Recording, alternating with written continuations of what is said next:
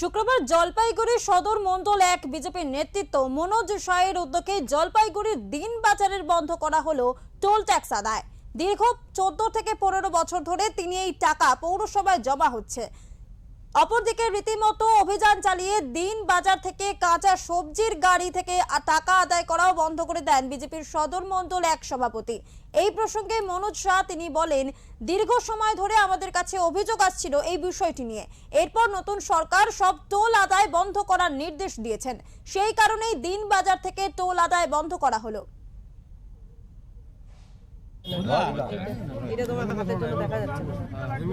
টাকা উঠানো বন্ধ করে দিতে, সুতরাং এটা অবৈধভাবে তোলা যাবে না। ঠিক আছে, আমি তাহলে তাদের বিরুদ্ধে অবৈধভাবে ব্যবস্থা নেওয়া হবে, লিগ্যাল অ্যাকশন নেওয়া হবে। যেটা নিয়ম হয়েছে সেটা বলে দিয়ে গেলাম, কিন্তু তো কর্তৃপক্ষকে পর জানাবি। আমরা এসে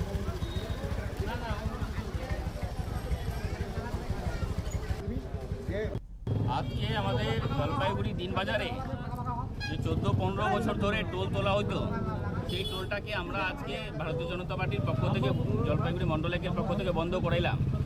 আপনারা জানেন যে এখানে অবৈধভাবে টোল তোলা হচ্ছিল।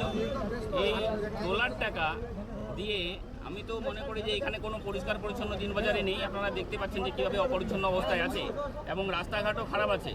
অল্প বৃষ্টি হইলে কাদা জল একদম ভর্তি হয়ে যায়। তো এই টোলের যে টাকাগুলো তোলা হয়তো 15 বছর ধরে, আমার মনে হয় এইটাও তদন্তের বিষয় আছে যে এই টাকাগুলো কারা এনজয় করেছে, কারা আত্মসাৎ করেছে, এই বিষয়েও তদন্ত হবার দরকার। আমার মনে হয় এই টাকাগুলো কারা খেয়েছে, পৌরসভাতে কারা কারা এই টাকা খাওয়াতে শরিক আছে, সেগুলো আগামী দিনে তদন্তের বিষয় থাকবে। আপনারা কার নির্দেশে এটা বন্ধ করলেন আজকে?